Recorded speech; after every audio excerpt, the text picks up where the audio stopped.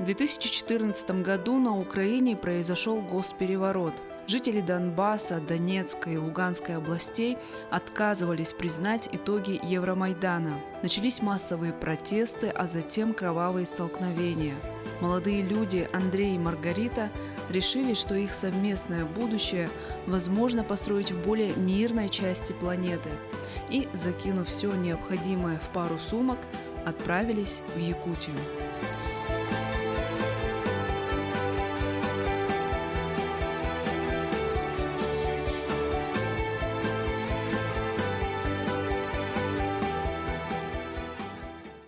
1993 год. Шахтерский город Красный Луч, Луганская область. На свет рождается девочка Маргарита. Она растет тихим и спокойным ребенком, оканчивает 9 классов в школе номер 15 и поступает в местный горно-промышленный колледж. Затем Маргарита решает поменять профиль и идет учиться на экономиста-маркетолога в Луганский национальный университет. Во время студенчества она встречает будущего мужа Андрея. Мы с ним познакомились в городе Красный Луч. Это тоже он оттуда?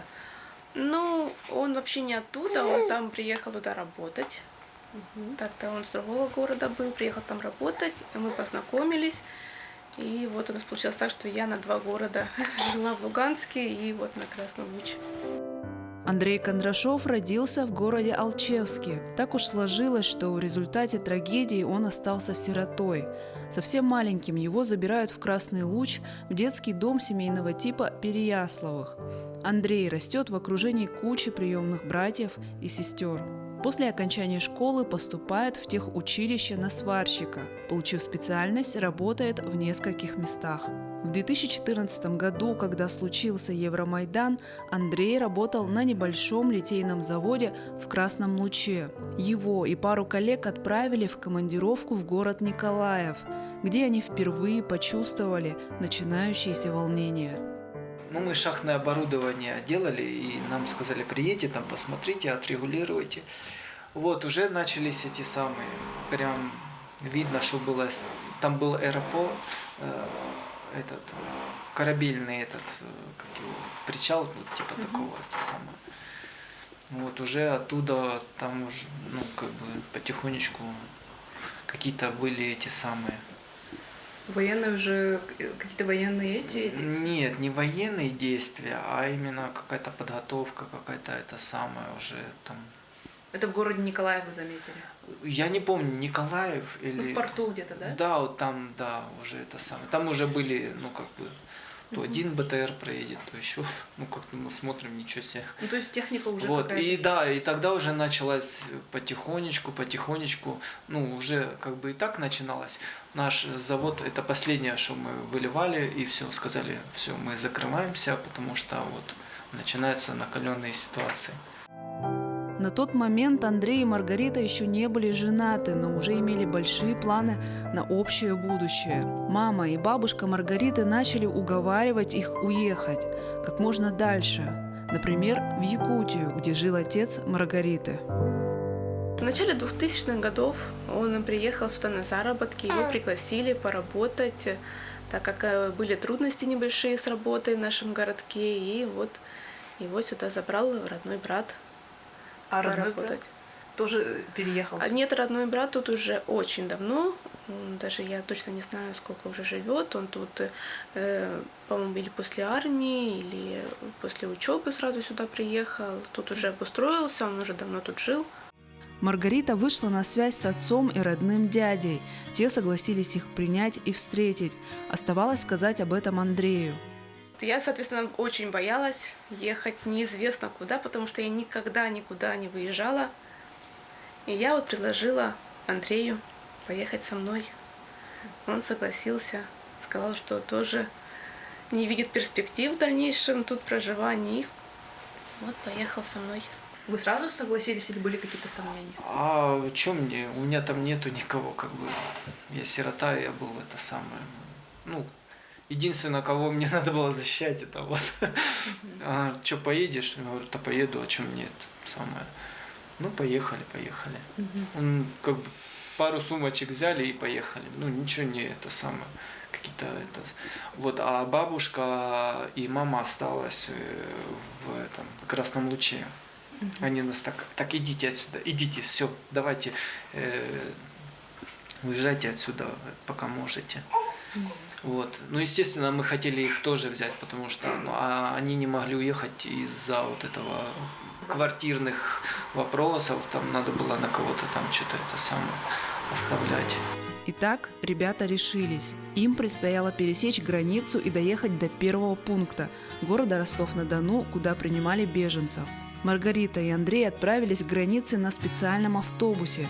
Пассажиры прикрывали окна ноутбуками и другими более-менее похожими на щит предметами, так как в автобус могла залететь шальная пуля или еще что хуже. Это был июль 2014 года. И вот когда мы уже подъезжали к ростовской границе, там, не доезжая до ростовской границы, там уже видно, когда мы уже ноутбуки сняли, там уже военные нас встречали. Говорят, так, все, останавливаемся, сейчас мы посмотрим, кто что. И там мы смотрим, и там все разбомблено. Ну, не сама ростовская граница, а не доезжая там. И вот так вот накрыты уже были тела там все. С Ростова-на-Дону героев передачи направили в станицу Тбилисская в Краснодарском крае. Здесь они планировали накопить денег на билеты до Якутии и начать оформлять российские документы.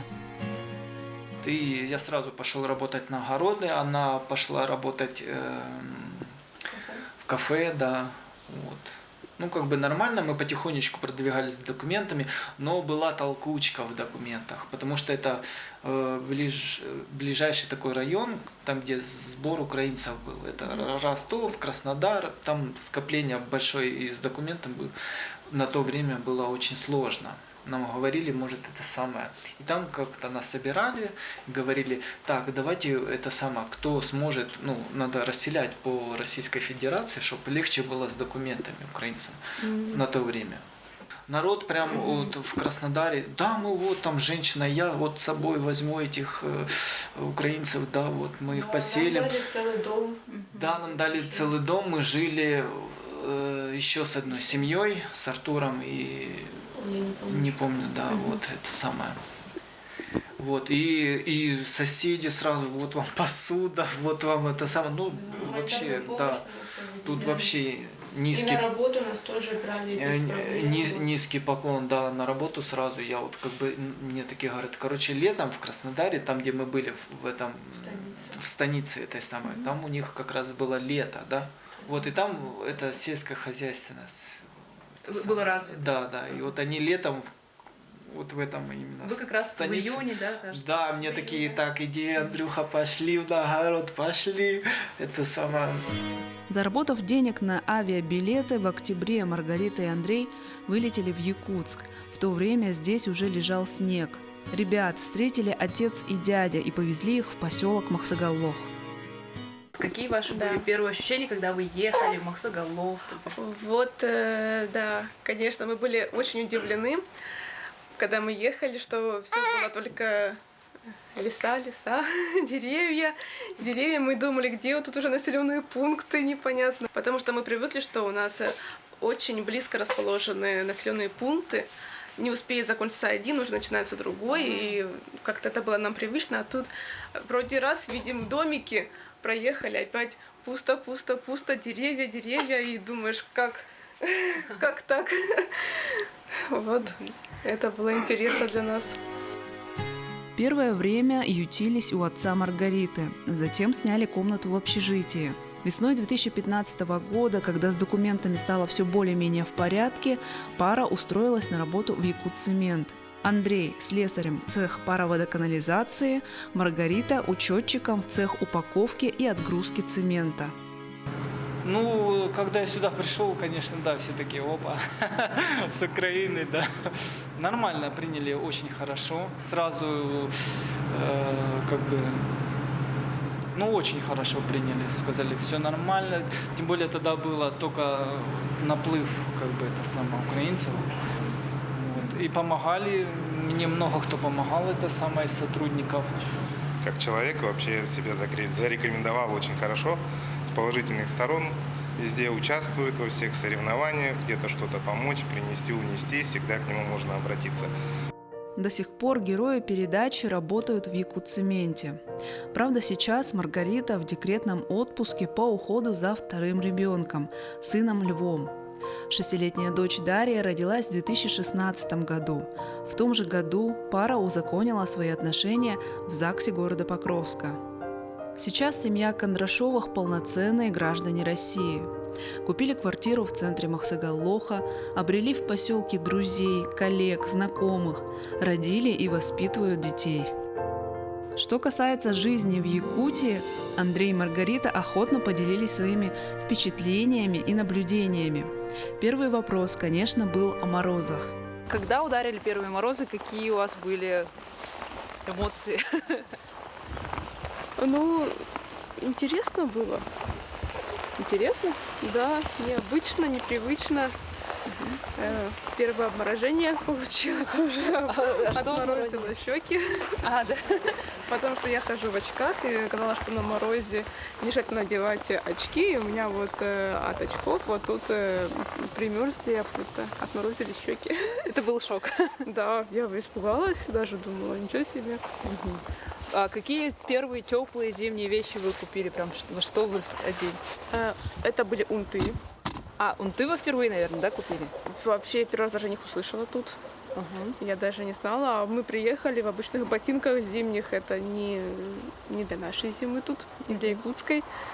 Вот, поэтому первое, что мы купили, это были унты. Дальше уже пошли, конечно, куртки. Ну вот. А вот эти ватники большие, такие штаны теплые? Ватники, да. Ну, обязательно, вы сейчас обязательно их носите тоже, да? Да. Сейчас мы уже это все приготовили, все у нас уже и зимняя одежда вся наготове. Если сказать, что вот сравнивать зимы здесь и на Украине, здесь намного лучше зима. Да, она холодная, да, к ней могут не привыкнуть некоторые, вот скажем, такие, кто на Украине находится, это самое. Они привыкли там к такой зиме. Вот. Но здесь температура вот как стала, так и стала. Вот. Лучше, чем там слякоть, ноги мокрые всегда, а потом раз холод сразу на это самое.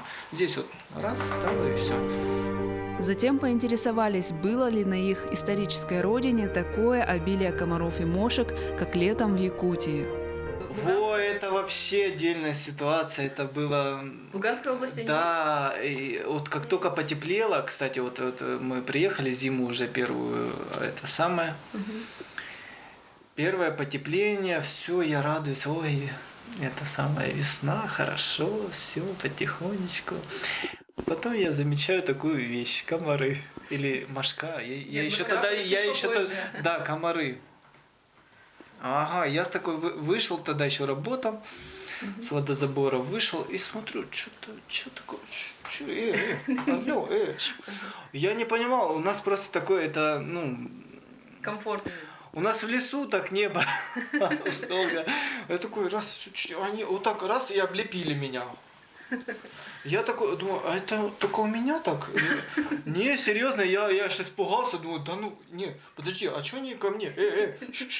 Я вышел и давай оборачиваться, а может кто-то это самое... Тоже? Может я какой-то плохой человек, и меня так, опа. Я смотрю, женщина идет тоже такой, и мне стало легче, думаю, значит, мне не кажется, что это, что...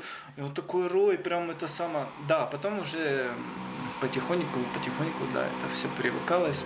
Как оказалось, такое явление, как белые ночи, Маргарита и Андрей тоже увидели впервые здесь. Вот белых ночей у нас нету, для нас это тоже была новинка, мы даже и не понимали, почему засыпаешь еще светло, просыпаешься вроде это 5 утра, уже светло, вот тоже была новинка. В этом году Кондрашовы в первый раз всей семьей посетили национальный праздник Исех, который в Хангаласском улусе отмечают в местности Ортодойду. Нынче масштаб главного праздника якутов был впечатляющим. Сказался 2-годичный перерыв из-за пандемии. Ой, Нас очень удивили якутские национальные костюмы. Да, Да. вот женщины, мужчины, как они Очень вот красивые. одевались. Мы сидели, мы просто Да, восхищались. очень такие. Они И такие. каждый не похож, и каждый Да. сам по себе уникальный. Это очень... История. Вот, мне нравится то, что вот якутяне вот хранят вот эту историю. Это очень важно. Национальный колорит. Да, вот этот вот нельзя забывать, вот это вот действительно это цепляет.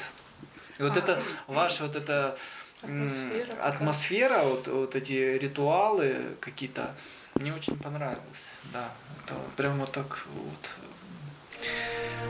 Кстати, Маргарита однажды примерила национальный наряд и даже станцевала в нем якутский танец, держа в руках салама, шнур из конских волос и лоскутков ткани.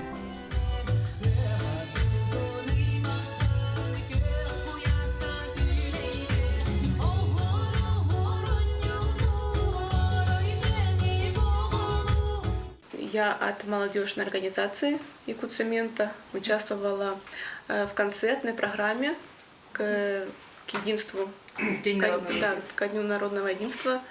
Это был концерт в нашем поселке, ЦК юности. Вот там мы выступали с якутским танцем. Вот меня пригласили поучаствовать, потанцевать, зная Это мой там, где ты предыдущий опыт танцев моих, меня вот научили. А вы в школе ходили в танцевальный кружок? Да. А как долго учили вот якутский танец? То есть Нет, я выучила, у меня хорошая память на движение, я очень так легко запоминаю, поэтому трудностей не возникло. ну, там больше упор на что в этом танце? Руками что-то надо или ходить? Все внимание было на солому, которая была у меня в руке. Вот все внимание. И надо было ее поднимать? там, Да, все пытались. движения к ней, правильно, как сделать, как подать, принять, когда мы менялись, и как правильно держать. Всякий, кто приезжает в республику Саха, обязательно пробует местный деликатес – строганину из северной рыбы. Герои передачи тоже первым делом отведали ее. Ну, Ритин отец настрогал, так это самое, говорит, на пробуй. Я такой раз, ну, солью раз. Соль, перец. Да, ну рыба как рыба. Ну, да, ну это как у нас сало, блин, я не знаю, ну так, знаете, но это самое. Якутская кухня пока что для Кондрашовых в режиме тестирования. Они все же предпочитают привычную для себя еду. Сало, свинину, говядину, летом окрошку и, разумеется, наваристый борщ. Здравствуйте, мне нужна свекла, капуста, пару морковок, лук, 2 луковицы и килограмм картошки. Конечно, Кондрашовы следят за ситуацией на освобожденных территориях. Ведь в Луганской области у Маргариты осталась мама. Она очень хочет перевести ее к себе, но та пока еще не готова. Она у меня сейчас в городе Красный Луч. Пока что там более-менее тихо, спокойно. Она говорит, иногда, конечно, бывает и где-то слышно отдаленно. Вот, но она знает, что если чуть что, какая-то ситуация, что я сюда ее заберу, что ее есть где ждут, что она может спокойно приехать, собраться. Сами Маргарита и Андрей никуда переезжать в ближайшее время не собираются. Казавшаяся поначалу далекой, холодной и нелюдимой, Якутия дала им безопасность, кров, работу. Здесь родились их дети, уже истинные якутяне. У героев передачи зреют планы как можно больше узнать республику, ее народ, ее традиции, ее памятные места и достопримечательности.